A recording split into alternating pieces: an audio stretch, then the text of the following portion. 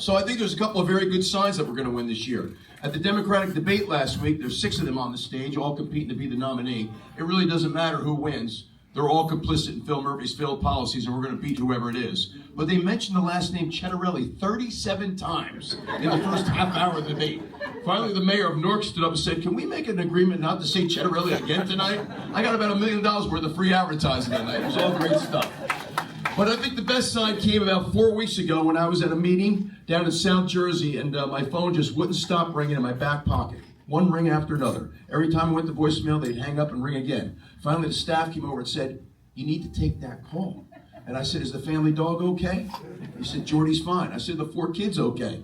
Notice I got my priorities in order. I asked about the dog before I asked about my adult children. He said, "The 4 kids are fine. It's Air Force One." So the people I was sitting with said, "Maybe you should take that call."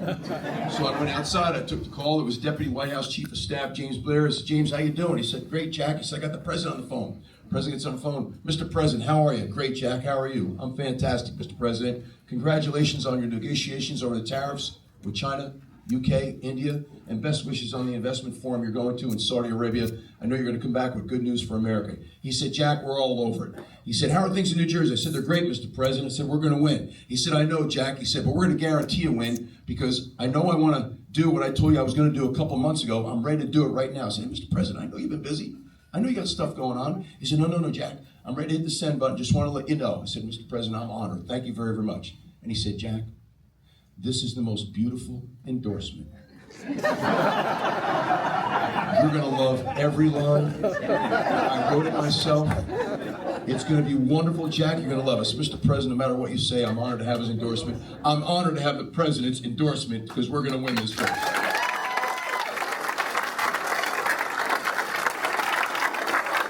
He's endorsing me because of the energy we bring to the campaign. He's endorsing me because he knows we're going to raise the necessary money, not just for me, but for every Republican down ballot. He's endorsing me because we have coattails. Back in 2021, with me at the top of the ticket, we flipped 8 seats in the state legislature, including beating the longest sitting state senate president in the country. That was with a little bit of wind in our face. You all know we got some wind at our back now. With that wind at our back, with me at the top of the ticket, I'm telling you, we can flip at least 13 seats, some of which are right here in Bergen County. What's the significance of 13 seats? We get something we haven't had in 25 years, a Republican majority in our state legislature. The agenda we're going to talk about tonight is a whole lot easier to accomplish if we've got a Republican majority in the state legislature, and that's my campaign pledge to the people of New Jersey. If you want change, you got to make a change. Just give us a chance. The president knows that I'm going to point out the difference between Republicans and Democrats. And quite frankly, that difference has never been more significant. They care about pronouns. We care about property taxes. They care about supporting illegals and setting criminals free. We care about supporting our local police and keeping our communities safe. Do we not? They want to talk about a whole lot of things in school that belong at the kitchen table. We want to make sure our kids have the skills they need to get a job after high school, get into college with an age-appropriate curriculum. They care about taking Garden right out of the Garden State. We're going to stop all the overdevelopment of our suburbs right here in Bergen County and all throughout New Jersey. So those are the differences between our two parties. We know what the crises are across the state. John mentioned a few. There's an affordability crisis, because our individuals and our businesses pay the highest taxes in the country. We fix that with a new school funding formula. There's a public safety crisis in the state. We do that by take care of that by taking the handcuffs off our local police. There's a public education crisis in the state. New Jersey just slipped from 2 to 12 on the national report card. We got to get back to teaching critical life skills. And we've talked about the overdevelopment crisis, and John mentioned the energy crisis. So what is it that happens on day one of a Ciattarelli administration? Executive order number 1 on day 1. No town in this state will be a sanctuary city. We will not be a sanctuary state. We're not going to encourage illegal immigration. I think every governor has an obligation to work in partnership with the president to keep our country safe. Joe Biden, when that border was so porous, every one of us became a border state. Donald Trump, the president, has secured the border. He's cracking down on sanctuary city, sanctuary state. I told him he won't have to worry about that in New Jersey. What else do I do? Executive order number 2 on day 1, I'm bringing back to work our state workers. They're working from home post-pandemic. and try getting somebody on the phone, try getting your issue resolved. You can't. They work for us. Let's bring them back to work. Also on day one, I appoint an attorney general who supports both our police and our parents. That attorney general will support me in getting rid of cashless bail. Cashless bail has been a failed experiment. It's created professional criminals. Talk to your local PD departments. Arrest, release, repeat is real. How demoralizing is it for someone to arrest? One of our cops to arrest somebody. They're out in the morning, they're out by noon, and commit the same crime the next town over that afternoon. That stops when we get rid of cashless bail. This attorney general will also support me in getting rid of policy 5756. This is the policy that said school districts can keep secrets from parents. Secrets from parents, okay? It's immoral, it's indecent, it's wrong, and it's dangerous. When the attorney general was asked, why do you support that policy? He said, well, we don't know what the environment is at home. We want to make sure the kid is safe. I find that offensive. But here's the thing that comes to mind. Does anybody know what happened in my house when I came home with a D on my report card? Who's watching out for my ass? Attorney General will support both police and parents. Also on day one, I call for the resignation of all those that sit on the State Board of Education that have made all those offensive changes to our public school curriculum. We're getting back to basics and teaching critical life skills, providing vocational training with an age-appropriate curriculum. And we'll do that on day one. Why is that so important? You all know today we are actually graduating illiterate kids. I had a county clerk tell me recently that when 18-year-olds are coming in to register to vote, on the application, they're printing their name. Printing their name, Margaret. That's embarrassing. We've done them a disservice. Ask them to read a clock without using their phone. Some of you have heard this story of recently what happened to me at the laundromat. I was picking up my shirts, and the bill came to $26. Stay with me. Stay with me, Gene. Gene Weber here, the queen of Paramus is here. Gene Weber. The bill came to $26. The high school gal behind the counter, I gave her a 20, a 10, and a 1. Oh, she kept giving me back the 1. I gave it back to her. She gave it back to me. I gave it back to her. She said, I'm very confused. I got to call my manager. You're upsetting me. I said, you're upsetting me. Give me back the 1. She put the $30 into the cash register, handed me 4 signals, still didn't get it. That's not her fault. That's our fault because what we've allowed to happen in our schools, we got to get back to basics and teaching critical life skills. Also on day one, I scrapped Phil Murphy's ill-conceived, irrational, radical energy master plan. I am never telling you what car you have to buy. We're getting rid of the electrical vehicle mandate of 2035. The governor of Delaware, 2 weeks ago, Democrat, got rid of the electrical vehicle mandate of 2035 in his state. We'll do that here. I'm never telling you how to heat your home. I'm not telling you what appliances you have to buy. We're pulling out of Reggie. The Regional Greenhouse Gas Initiative has been a total failure. Our air is no cleaner, our electricity is only more expensive, and ratepayer dollars are going to other states. Okay? There'll be no wind farms off our Jersey shore. But here's the best part of my energy master plan, Ben. At the supermarkets, you can have back your plastic bags.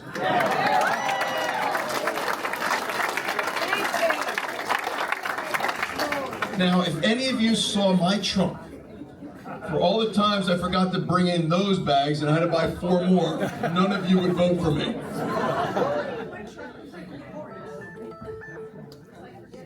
Hey, it's like forgetting your mask. Now, tonight's a little different. I'll tell you why. Because every time I've said we're going to get rid of the plastic bags, there's been one guy in the back that yells out and says, the hell with the bags, I want back my straws. You can have back your straws, too. Oh, there he is. All right. You can have back your straws.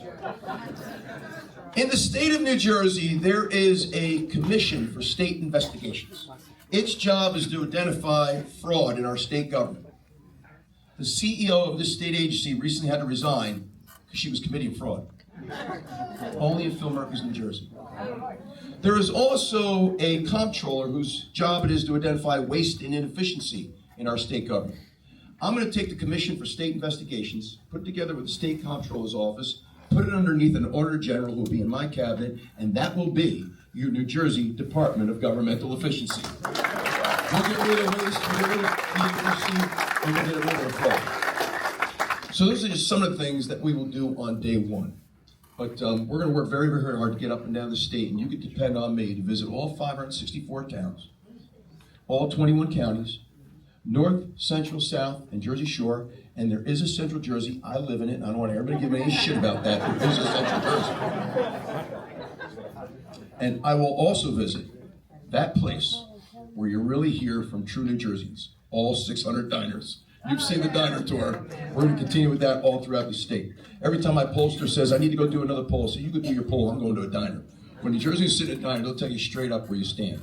Guys, I'm telling you, there's great energy up and down the state. People are crying out for change. 25 years the Democrats have ruled the Trenton legislature. 8 years of failed New Jersey policies here under Phil Murphy. And make no mistake, every one of his policies have been a failure. Fiscally, our economy's not growing. That's why he continues to raise taxes. Educationally, we slipped from 2 to 12 on the National Report Card. Energy, look at your monthly electric bill. Infrastructure, look what's happening to our roads and New Jersey Transit, right? Across the board, it's been one failure after another. But that's okay, because in Phil Murphy's world, we all get to go home and get high on recreational marijuana, right? That's his legacy. That's his legacy. But we can fix that, and this is what elections are really all about. So I'm excited. And so there's a couple things I want you to know about me before we open up the floor to a few questions. I hope somebody's going to ask me about election integrity, Second Amendment. I know what you're going to ask me about those. Okay? The Ciattarellis have been here for 100 years. My grandfather started out in the ditch for the water company. Saved his nickels and dimes, bought a backhoe, a trailer, dump truck. Within 5 years was the largest independent contractor for the water company. Those were the 20s, the 30s, and the 40s. Achieved the American dream for the family. My grandmother and grandfather did. My parents were very, very hardworking people. They owned a restaurant bar, provided a magnificent middle-class life for my two brothers and my sister. It was a wonderful upbringing. That was a time and era when if my parents got a phone call from any one of the sisters at St. Anne's, or the local cop, or my teacher, there was serious trouble at home. I remember one time my father came home and I was moping around the house a little bit, and he said, "What's wrong with you?" I said, "Sister Ann slapped me today." And then he slapped me. I said, "What's that for?" He said, "If Sister Ann had slapped you, you deserve to be slapped again. Don't ever make anyone at the comment call here again." And so that was the era we grew up in, you know. We had no rights in that house, my siblings and I. No rights. We had responsibilities. And then at 18, we were given one right. The right to leave. Those are my parents' rules. I'm not criticizing my parents. They did their job. But I, too, have been a two-time business owner here in the state of New Jersey. So all three generations of Ciattarellis have achieved their American dream here in New Jersey. And when people ask me why I'm running for governor, I want people to feel confident they, too, can achieve their American dream right here in New Jersey. Today's New Jerseyans and future generations of New Jerseyans. Here's the challenge today. When it comes to education, when it comes to getting the job of your dreams, raising a family, starting a business, retiring here, people are very insecure about that today. Some people are actually fearful of that today. Leadership makes a difference. I believe leadership matters. We can change those things, and that's what this year's election is really all about. So when people ask me why I'm running for governor, that's the reason why. Here are a couple things you don't have to worry about with me. Number one, because of our good fortune from all of our hard work, I don't need the job. But on your behalf, I want the job. On our behalf, I want the job. Leadership matters. And when something I love is broken, I want to fix it. This state is broken. I believe it can be fixed. With your energy, your support, we win this election, and we begin to fix New Jersey in January 2026. The other thing that's important that you know is I'm not owned by any special interests. Once your governor is owned by special interests, it's over. This governor is owned by the teachers union. That's no reflection on rank and file teachers, Roseanne. Where are you? No reflection on you. But he's owned by the union leadership. He's owned by the state workers union. That's no reflection on rank and file state workers. It's a reflection on the union leadership and the governor. And he's owned by Garden State Equality. I'm not owned by any special interests. You can depend on me to get down there and do what needs to be done. But the third thing I want you to know, which is most important to me, unlike governors of the last 40 years on both sides of the aisle in this state, every single one of them has used this position to try to get to Washington, D.C. I've been asked to run for Congress. Answer always has been, always will be no. I've been asked to run for U.S. Senate. Answer has been, always will be no. Jeannie has not asked me to run for president, but the answer is no. And I don't want to write a book. I just want to fix the state we all love. And I want to believe you love it too, or you wouldn't be here tonight, right? So despite our challenges, we're still in love with the state. It can be fixed. But you don't need to worry about me getting distracted. My one and only ambition is to fix the state we all love. When it's all over, I'm going to the beach in Surf City. That's where you can find me. So, but I'm excited by the opportunity that presents itself here this year. So with that, let's open up the floor. Who wants to ask me something? Yes. Are you from Fairlawn? No, I'm not. Where are you from? North Hampton. Aha, very good. I'm very worried about the election integrity. Good. Because New Jersey has a reputation for cheating. Are you doing anything? So the question is regard to election integrity, right? So back in 2021, the race was so close, I didn't concede for 11 days. And we looked into every purported allegation of fraud and it just wasn't there. I mean, we're down by 42,000 voters. Are there 5,000 or 10,000 fraudulent votes out there when 3 million people have cast a ballot? No system is perfectly perfect. But I will tell you, it's not fraud that beat us back in 2021. I beat Phil Murphy across the state of New Jersey on election day. In-person voting on the machine by 250,000. He beat me through the mail by 300,000. I got some really good news for you. We are catching up through the mail. Our local Republican clubs are doing a very good job of getting low propensity Republicans, those that might only vote once every 4 years, to fill out a vote by mail ballot application and vote through the mail. And last election season, for the first time since it arrived, more Republicans participated in the 9 days of early voting than Democrats. Okay? And I give Donald Trump a lot of credit for that. Now, in 2020, what he said was, vote on election day. Don't trust the mail, don't trust the early voting, vote on election day. What did he say this past year? I don't care how you vote. Vote through the mail, vote early, vote on election day, just vote. Too big to rig. And the turnout happened. He won all 7 swing states, and his performance in New Jersey improved by 10 points over his performance in 2020. So he went from a 15-point loss to a 5-point loss. That's a 10-point difference. I lost in 2021 by 3 points. You give me those 10 points, according to my CPA math, I'm up by 7 points. And I don't give a shit what anybody says, I'm up by 7 points. Election integrity. Election integrity. Here's where we are going to change when I'm governor. Number one, we're never going to mail a vote by mail ballot anywhere other than your New Jersey principal address. Sorry to the snowbirds, but we're not going to send vote by mail ballots to college kids all over the country, not knowing if they dropped out, transferred, or graduated. The only people we should ever send a vote by mail ballot to outside New Jersey, and I know you agree, is military personnel. Should we not? Okay. So my 27-year-old Army captain son voted for me 3 weeks ago from Kuwait, the Middle East. So I'm up 1-0. Okay? So here's the other thing we're going to do. If you're a vote by mail ballot receiver and 3 elections have gone by and you have not used your vote by mail ballot, a general, a primary, and a general, that's a 12-month spread. If you've not used it in 3 elections, you're getting a letter from the county clerk that says, we're not mailing you a vote by mail ballot anymore because you're wasting taxpayer dollars. You got to vote in person. We're not going to continue to send a vote by mail ballot if people don't use it. But here's the third thing I'm going to fight like hell for. That's 68% of New Jerseyans support. And you can't get the 68% without the support of Democrats across the state. 68% of New Jerseyans support something I'm going to fight like hell for. Voter ID. Voter ID. Right? Now I want to arm you with our counteroffensive. Because whenever we talk about voter ID, as I did on the debate stage 4 years ago, what did Phil Murphy do? What did he do, Lori? He said, there he goes again with that racist position, disenfranchising communities of color.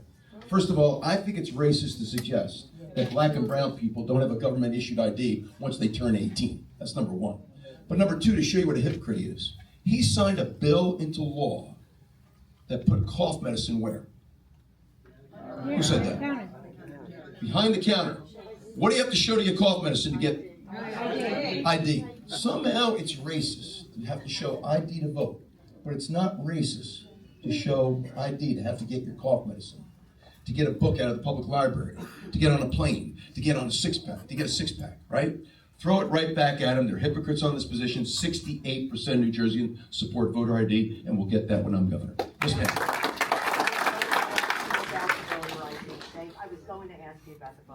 Thank you very much. Okay. My So other- wait, this is your second question then? I'm just playing with it. But the other, I'm just wondering about something. In Fairlawn, we have a sanctuary library. Sanctuary library. Yes. Right next door. What does that mean exactly? Means anything goes, and it's Anything goes. anything goes. You could be having any material out in the children's section. You can, This is your public library? yeah, across the street. And does the mayor appoint a commission to oversee the library? It's a fully democratic. There's a library board. It's a library board. It's all, this town is all one-sided. Okay. I know there was a public library in South Jersey recently that was handing out birth control information and birth control methods. And parents walked in and started asking a few questions, and the librarian took everything down. So, listen, I think there's a whole lot of people today that just don't go to work and do their job. They go to work with an ideology-driven agenda. And I think that you have to call them out when they do. But if there's stuff going on in your public library, I mean, there's an open public comment section at your next mayor and council meeting. Show up in force and make your voices heard. Our council candidate, Stella, has done that already. Stella, where are you? There you are, Stella. Thank you for fighting the fight. Yes, sir. Hey, Jack, Joe Avendon. Yeah, Joe. You talked about creating a Doge. So that needs data, that needs finding fraud, and then doing something about it. How are you gonna do that? So first of all, I'm going to appoint a cabinet that, like me, is going to show up to work every single day. Phil Murphy's administration does not. Every one of those cabinet members has an agency to run. And so I would hope that every one of those agency heads, and not hope, they will, work in partnership with the Auditor General to get into their agency and find out where dollars are being wasted, where there's inefficiency, and where they think there might be fraud. And that's when the Auditor General has to launch investigations. I will tell you, as a CPA, I like audits. So we'll have a very, very transparent government, and we will dig deep to find out where the waste and efficiency is. And I know nobody in this crowd is going to tell me there isn't waste and efficiency in a budget that's up $22 billion since Phil Murphy took office. Chris Christie's last budget was $36 billion. This guy just presented a $58 billion budget. And to afford the spending increases, because he can't control himself, he loves spending more and more tax dollars, you know what's coming. This reminds me of when Jim Florio put sales tax on toilet paper and tires. This budget that he just proposed, sales tax on batting cages, golf ranges, laser tag, bowling, massages, interior design, trading in a used car. If he can tax it, he will. And he's gotten the cooperation of the Democratic legislature all 8 of his years. But there's waste and efficiency. We'll get in there and we're going to find it, identify it, and eliminate it. That's our job. That's our job. You know, this gets to something I feel really strongly about, and maybe it's because I'm a 2-time business owner. My company's hummed. And in fairness to ownership and my employees, who I wanted the bonus and provide health care and pension and the like, there was no waste or inefficiency in my company. My company hummed. We need a hands-on CEO governor to run this $50 billion enterprise with 60,000 employees. Did you or did you not run your town when you were mayor? You made sure that place ran. That was your job, right? So we can talk all we want about policy, and I want to, about property taxes, making New Jersey a better place to do business, public safety, public education, overdevelopment, energy. But my first job on day one is to make sure this state government runs. Right now, it does not. Look at the hell that DMV put us through with that real ID deadline. Now, they knew the deadline was May 7th. What's human nature? Everyone's busy. You're putting it off till May 7th. Was DMV prepared for all the people that were going to start calling in the end of April and the first week of May? No. You call now to get your real ID, they're putting you off until July. This government doesn't function. We need a hands-on CEO governor to make sure that this state government runs well and the trains run on time, literally and figuratively. Yes, sir. Democrats are running that they're going to lower taxes. How do you make sure they don't get away with that? And also want to respond to something you said. You said $50 billion. $58 billion. How can we get it back down to more like a $30 billion operation or less? By electing Jack Ciattarelli.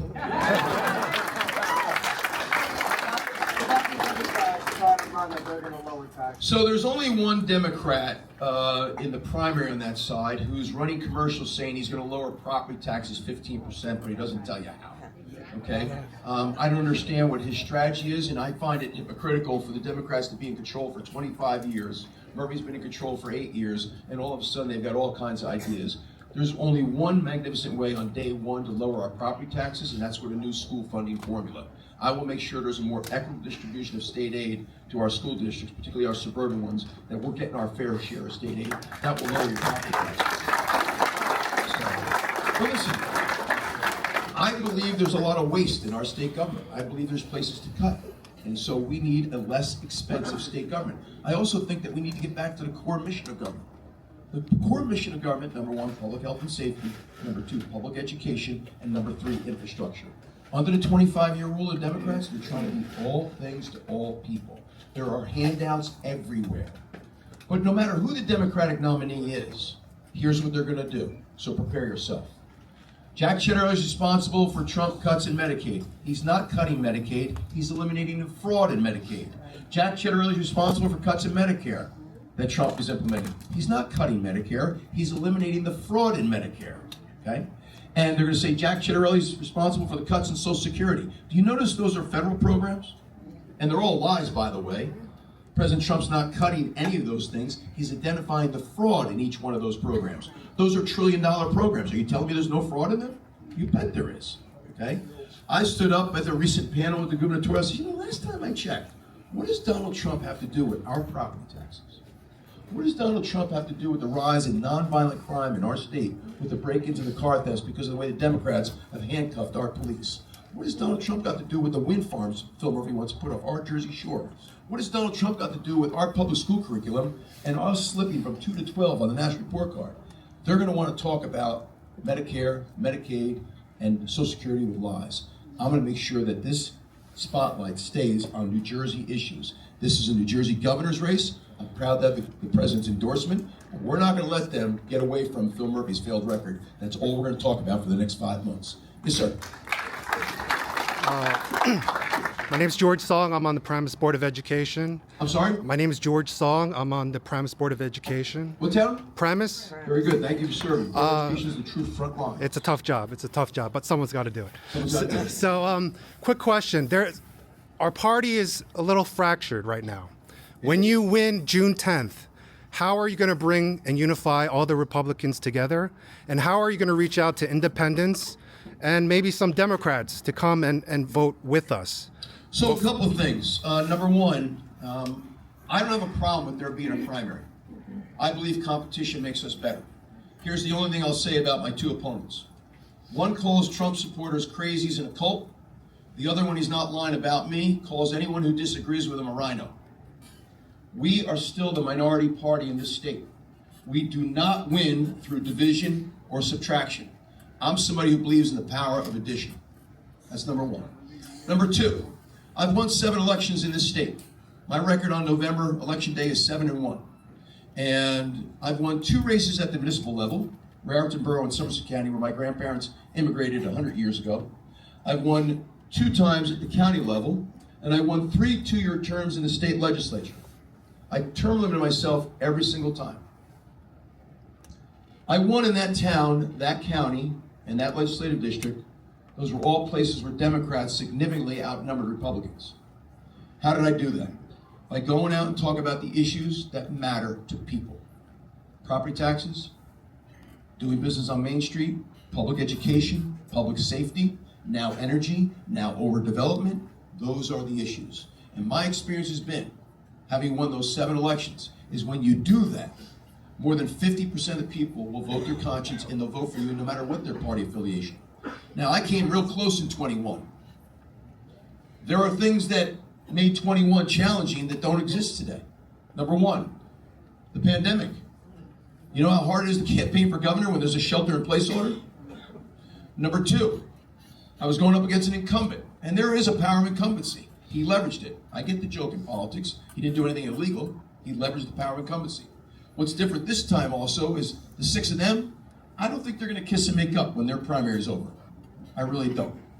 Number 4, there's a lot less indifference this time around. People now know that we can win. And what I remind people is here in New Jersey, Republicans have won 6 of the last 11 governor races. That's better than 50%. And I'm telling you, as I go around the state, people are crying out for change. And I'm not just talking about Republicans. I'm talking about independents, I'm talking about soft Democrats. They want change. But here's the other thing that tells you that we're right about the issues. You okay back there? She's getting very excited. Okay. Everybody wants change. In the 43 months since I ran for governor in 2021, every single month, new Republican registrations have outpaced new Democratic registrations every single month. And today, the gap between Republicans and Democrats has gotten better for Republicans by 300,000.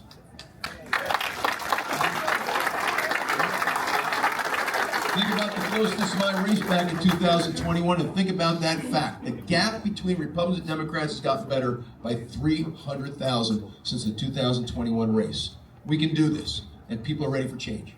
Yes, sir.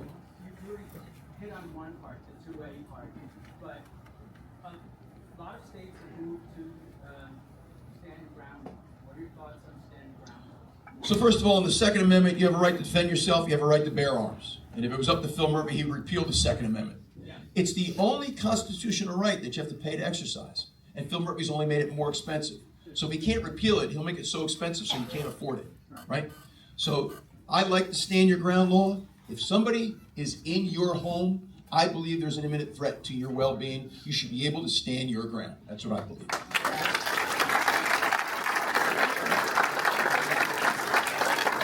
Now, again, to show you what a hypocrite Phil Murphy is, when the Bruin decision came down 2 years ago from the federal Supreme Court saying you had a right to carry and conceal, Phil Murphy had a press conference and said, watch violent crime go through the roof. 2 months ago, he had a press conference celebrating the decrease in violent crime here in New Jersey. That's a hypocrite. That's a hypocrite. Yes, sir. So you talked about What town are you from? Carolina. Carolyn. Talk about, trying to lower energy costs and everything, but another thing I feel is out of control in the state is insurance. Is there anything we've done on the state level to reel in these insurance companies? So insurance across the board is off the charts right now. Health insurance, house insurance. I was just on the phone with my broker today because I just got the bill for my Jersey Shore home. Okay? Property and casualty insurance, business insurance, car insurance, it's all off the charts. One thing is because we don't have a whole lot of competition in our state because it's not a great place to do business. So we got to make this a better place to do business, get more companies do business here, more companies do business here, more competition. But we got to take a look at what other states are doing to lower their insurance costs because right now it's off the charts. I hear you. It's off the charts. It's something we definitely got to give a close look at. One thing I always like to do is take a look at what other states are doing with success, right? And so what other states have done to lower their insurance costs. But here in New Jersey, it's just been off the charts, off the charts. I will tell you, even with health insurance, something that's really bothersome to me. I'm not eligible for Medicare yet. I'm 63 years old. But I'm retired because I sold my last business in 2023. We have companies that are licensed to sell health insurance in the state, but then they decide what type of health insurance policies to sell. Not all of them sell an individual plan. I think that's wrong. If you're licensed to sell health insurance in the state, you should have to offer every single kind of plan. But then to also show you how bad New Jersey's tax policies are, when I owned my company and I paid a monthly premium on behalf of my 30 employees, I was able to deduct that 100% on the company tax return. Guess what New Jersey doesn't allow me to do with the insurance I pay for myself each month? Deduct it on my New Jersey tax return. Is that fair? So I believe you should be allowed to deduct 100% of your health insurance bills if you're paying for it out of pocket on your New Jersey tax return. Yes, sir. Elizabeth Cart, council candidate from Glen Rock. Affordable housing. Yep. You haven't touched on that yet. Yep. So we talked about the fact that overdevelopment is one of the key issues in the race this year. And so we all know about the Mount Laurel housing doctrine. This is social engineering, where courts are telling us that every town has to build X number of affordable housing. Quite frankly, I think developers are laughing all the way to the bank. We're taking Garden right out of the Garden State. So there's only 3 ways to fix this. Okay?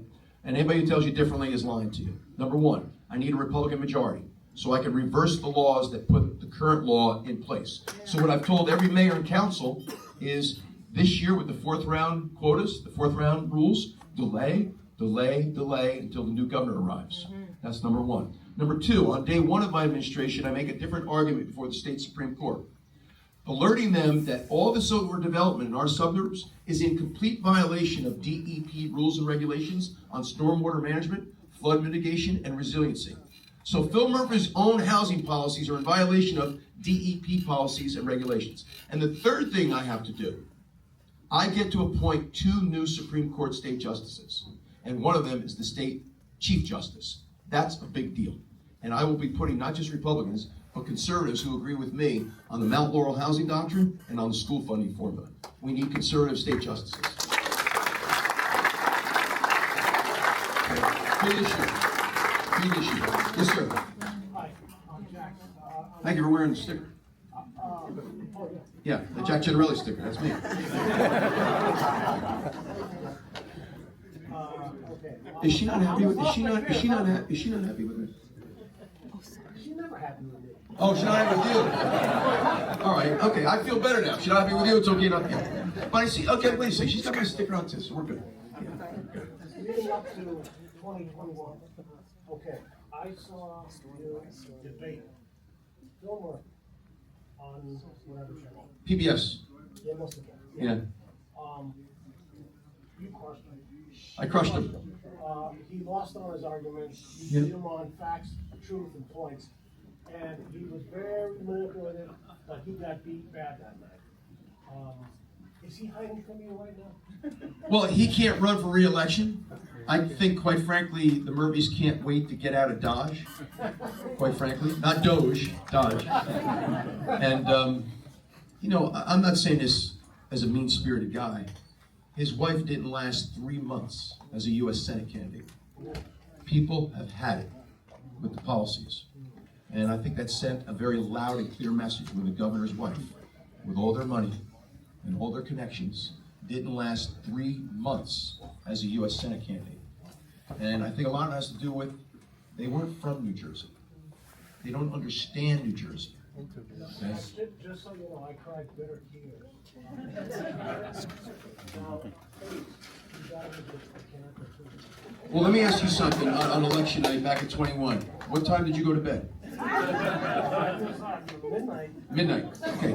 You're the reason why we lost. I told everybody to take a nap and stay up all night. Because when you went to bed at midnight, I was ahead by 22,000 votes. And then you woke up the next morning and said, how the hell did the guy lose? So I know that causes a lot of, you know, healthy skepticism, if not cynicism, in people's minds.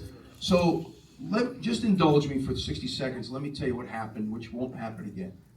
In Bergen County in particular, the clerk at 10:30 put up the vote count. It was the in-person machine vote count on election day. I beat Phil Murphy in Bergen County by 10,000.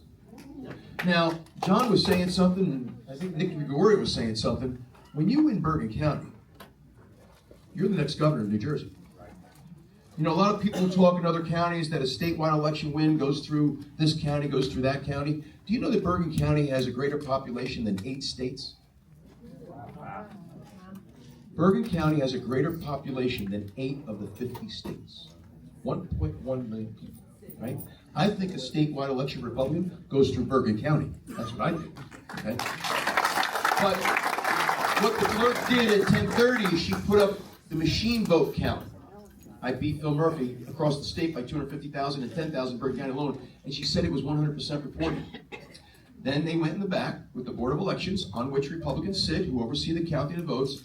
Some of you went to bed, including you, and she started scanning the vote by mail ballots.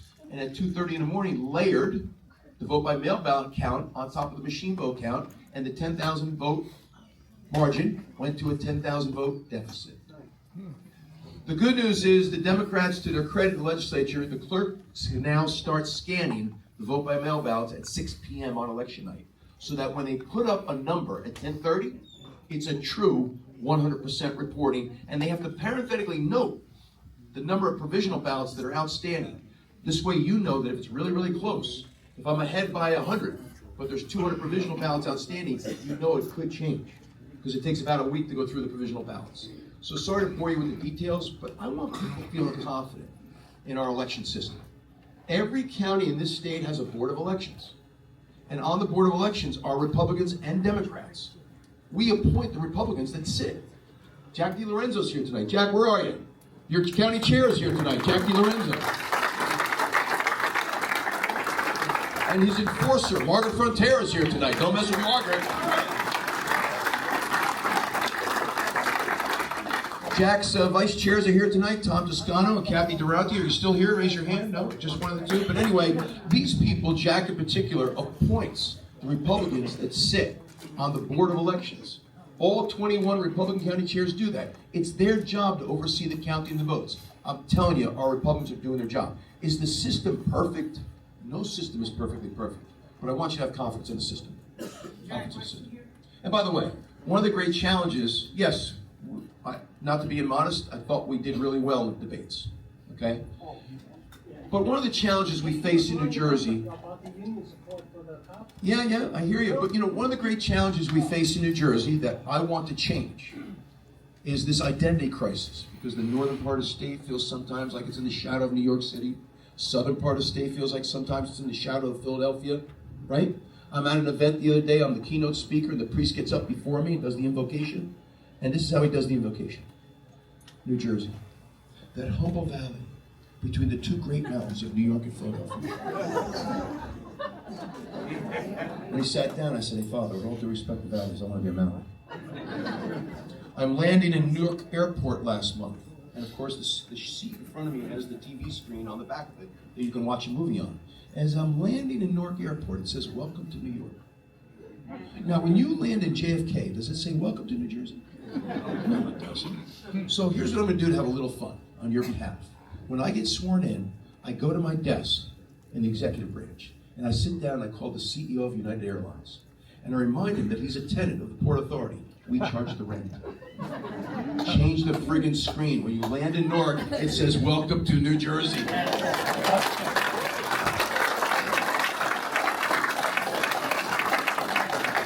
Mayor Ron Kirsten from Asbury Heights. It's the little things, is it not? It's the little things. Yes. Yes, thank you for that. See, this is the beauty of the Q&A, because it reminds me to talk about things I might have forgot to mention in my monologue, which I try never to make too long. Her question is with regard to school vouchers, which is part of a broader issue known as school choice, which I support. So where a school system is failing, the entire district, attendance rate, graduation rate, performance on standardized tests, readiness for career if you're not going into college. We need choice in the form of charter schools. Where a school system is performing okay, but it's not meeting the needs of an individual student, that's where we have to have a voucher program, where you can take a voucher and go anywhere that you want. That's the program they have in Florida, they have in Ohio, they have in Arizona. That's what we'll put in place here, but I believe in school choice. Okay. I want to say something else about our schools. Not all kids want or need to go to college. I believe in the European model. In Europe, at the end of 8th grade, the student families sit down with the guidance counselor and they decide right then and there, is the child going to college? And if the family's answer is no, that child is on a vocational track all through high school. And I tell superintendents and principals this all the time. Just once, I want to show up to a high school graduation and there's 2 valedictorians. The kid that's going to the Ivy League tomorrow, but the kid that's starting tomorrow is a $50,000 electrician. Why don't we celebrate that kid? Why don't we celebrate that kid? And the message I give to young people all the time, you don't have to go to college. Not everybody needs to go to college, okay? But if you go into the trades, you can own the business one day. How many of us know that contractor? HVAC, carpentry, electrician, welder, yes, Jeannie, right? They do okay, don't they? You can achieve the American dream one day in owning the business. So let's celebrate vocational training again and get back to emphasizing that in our schools. Yes, sir. Thank you for serving. Are you on the ballot this year? I am. I'll ride your coattails. I appreciate that. Hey. I heard you talk about expanding nuclear energy in New Jersey. Can you give me a little more of an idea of what that would look like at cabinet level, what some of the timeline would be in the outreach, and how you feel like any environmental concerns that are going to get thrown? Great question. So he's asking about energy policy, and this is particularly pertinent in light of what's happening with our monthly electric bills, because Phil Murphy bit everything on wind. We need a diversified portfolio of energy production today. He bet it all on wind. He put a moratorium on natural gas, right? Hasn't really expanded our nuclear footprint in South Jersey. So on day one, I'm going to recreate something that Tom Kane Sr. had. And don't be alarmed, I'm not growing your state government. I don't need 200 people, I don't need 100 people. I need about a dozen energy policy experts in a newly created Department of Energy. Right now, energy policy is coming out of BPU and DEP. Those should be regulatory agencies, not policy promulgating agencies. We need a Department of Energy that's going to work with me on what our energy policy should be. Here's the direction I'm going. Number one, no wind farms off our Jersey shore. It's bad economics, it's bad environmental policy, it's bad energy policy. Number two, lift the moratorium on natural gas-fired electricity generation plants. Right now, they're like 50% capacity. They could be at 90. Number three, open up 3 to 4 new natural gas-fired electricity generation plants. Natural gas is a rational, safe, environmental friendly transition to the future until fusion and all these other things show up like carbon capture and fusion energy and the like. Number 3 or 4, I've lost count. We have 3 nuclear reactors in South Jersey that provide 40% of our electricity, 0 carbon emissions. Environmentalists should be celebrating that. We have the footprint for 5 more reactors already approved. I don't need to go through the federal government to get them approved. They were approved years ago. On day 1, I'm putting a shovel in the ground on a 4th nuclear reactor, and that'll be online in 5 to 6 years. Imagine today if Phil Murphy had put a shovel in the ground 8 years ago when he took office on the 4th nuclear reactor. We wouldn't be in the position that we are today. So we're starving for electricity. There's another thing that's going on here. Pennsylvania's Democratic governor of Pennsylvania is burning 7 coal-burning plants to produce electricity. He's burning natural gas through fracking like there's no tomorrow. They're not starving for energy in Pennsylvania like we are in New Jersey. And because of that, Pennsylvania is getting the data centers that are needed to support AI. That's an economic development opportunity. Do you or do you not want to compete? My job is to make sure that we're not screwing the consumer, doing irreparable harm to the environment, but that regionally speaking, we're competing so we can grow our economy. You cannot tax or cut your way out of the fiscal mess we got in Trenton. Now, I'm not going to raise taxes. I am going to cut spending. But that alone is not going to get done. I got to grow the economy. And you cannot grow the economy unless there is a dependable, affordable source of electricity. It's one of the key issues today. And so that's the plan for energy production here in New Jersey. And we can get it done. Thank you, sir. I'm getting the 2 orange again because we got one more spot after history. Yes, sir.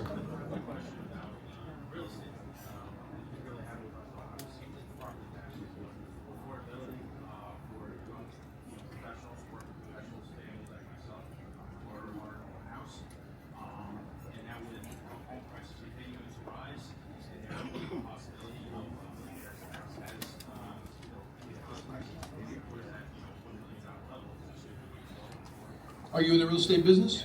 Yeah. So, a number of things in my gubernatorial platform that I believe strongly in that touch upon this issue. Number 1, like Pennsylvania, all retirement income will be tax-free for retirees. We don't do that in New Jersey. All retirement income tax-free. Number 2, once you hit age 70, your property taxes are frozen for life, so that you don't get pushed out of your home.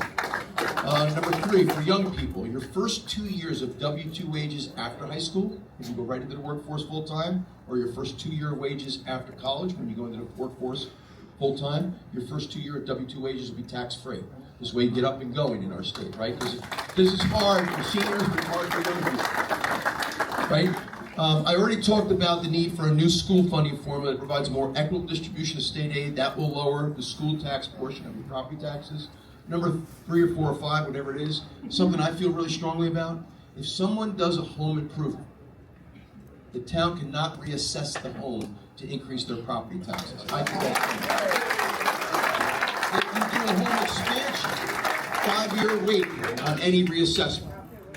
Now, the Hillsborough house that we were in for 25 years, that we raised our 4 kids in, and we had a number of neighborhood parties and family parties, we really beat up the downstairs bathroom pretty good. So after 25 years, we generated revenue for the town by paying for the permits.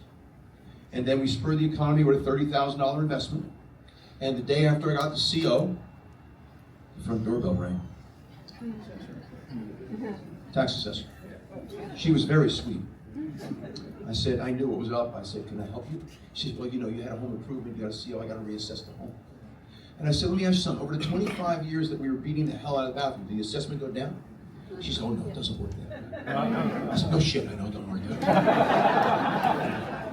So, you know what this does? It actually encourages you to not get the permits.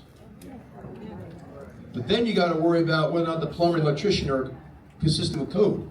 And then when you go to sell the house, if somebody asks you, did you do a home improvement? Can I see the paperwork? Now you're in a bad position, right? Why do we constantly encourage people in New Jersey to do things other than the way they should be done? So this is one of those things I feel really strongly about.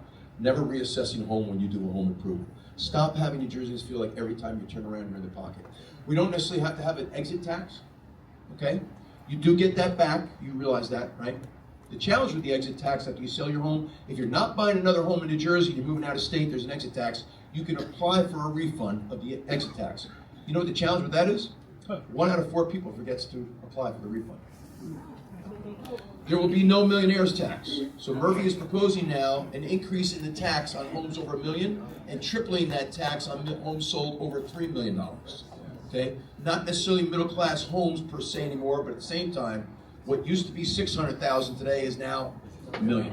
The last thing is, we do need more affordable housing for all the people you mentioned. We just need to be very smart about where we put it. When you put it in a very rural community, or a community that doesn't have mass transit, doesn't have infrastructure, doesn't have an abundance of jobs, all we're doing is putting more idling cars on our roads. We will build more affordable housing for the people you mentioned, but it's going to be in our urban centers. I got to get people to want to live in our urban centers again, whether it's Newark, whether it's Camden, whether it's Trenton, whether it's Atlantic City, okay? Because if any of you send your kids to private school, you're paying for schools 3 times. Your property tax pays for your school, your income tax is paying for Newark schools, Trenton schools, Atlantic City schools, because they don't have their own self-sustaining local economy. And if you're send your kids to private school, you're paying 3 times. And that's the why taxes are so high. I got to get our cities to be vibrant centers again where people want to live. And my plan is very, very aggressive in revitalizing our cities. So, I think we got time for one. Do we have time? I love it. Wait, what is your? What's on your hat? Let me see. Jewish Voices for Jack. Oh no, Jewish Voices for Trump. Okay. What town? What town you live in? What town? Oh, very good. Very good. Your hometown? You do? Sounds like I got your vote. Okay, it's not taken for granted.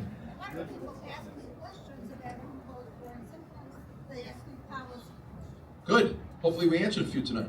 One of them that was not answered, will the Democrats still make an issue of abortion? So I don't know if they are or not. They talked about putting it on the ballot this year to build it right into our state constitution. I don't think we should do that. Okay, but here's the things that I support, and I think most people are in agreement. Number one, Phil Murphy celebrates abortion in a very odd kind of way. Abortion is not to be celebrated, nor will it be when I'm governor. Number two, we're not going to make New Jersey the abortion capital of the country. What he's basically said is, if you can't get an abortion in your home state, come to New Jersey.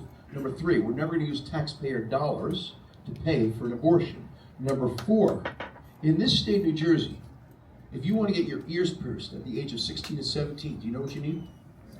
Parents' permission. But yet, Phil Murphy and the Trenton Democrats do not support parental notification. I went with my 15 and 16-year-old daughter to the dentist. We're not going to notify parents if a 15 and 16-year-old woman is going to get an abortion. We'll have parental notification under Governor Ciattarelli.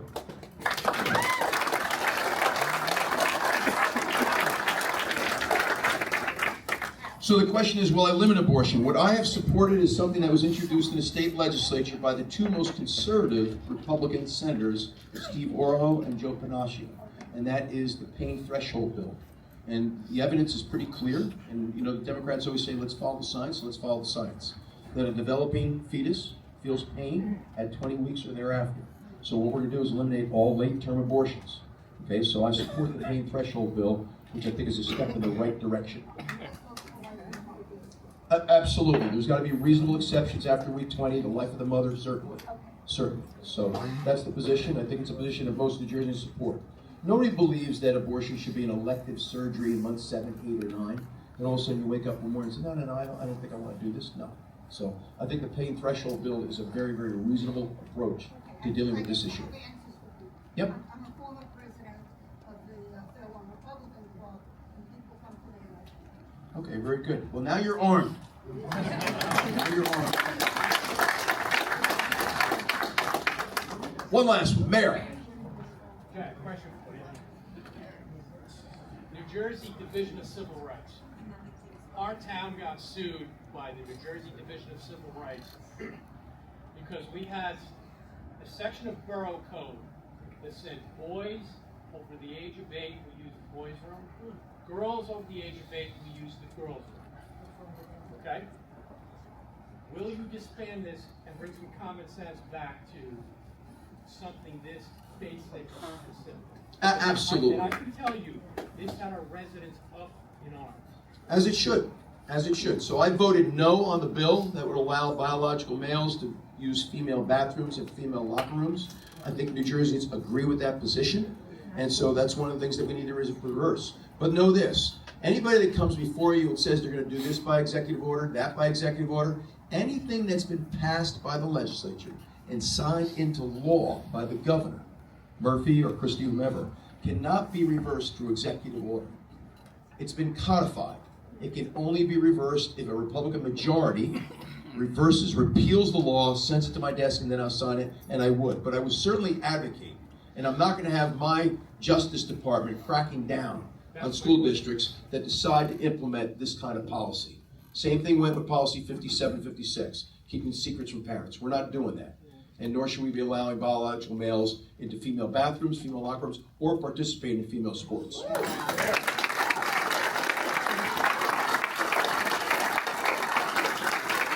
I think that's majority of New Jerseyans agree. I've said before, first of all, it's always great. We were in Bergen County last night. It's great to be back here tonight. The election win does go through Bergen County. You heard me say a greater population than 8 states in the country. So Republican friends do not let Republicans not vote. We've got to get out and vote. So we've had significant gains over the past 43 months. I've told you about our 2 parties that were 300,000 better than we were back in 2021. But we still need to turn out as the minority party in this state. So you can depend on me over the next 5 months after we win this primary. And that doesn't mean we're taking anything for granted. We'll finish strong over these last 10, 11 days, whatever they are. But we'll get this done. But I'm going to get up and down the state and carry the message I shared with you tonight all across New Jersey. And that includes in places where it's primarily Democratic. I think they agree with us. I think they agree with us. What is there to disagree with? We're taking a very reasonable approach on how to fix New Jersey. But I need all of you to participate. I need your energy. Get out there and tell people. Every one of you has a sphere of influence. And don't ever underestimate what the power of the personal testimonial means to getting out and telling people what's at stake here. Okay? Let's not take this for granted. We can win. We will win. But you all got to do your part. I'll do my part. And then we'll send a very loud and clear message to the nation that New Jersey's turning red this November. I'm telling you right now. Guys, it's great to be with you. Let's get it done. Let's get it done.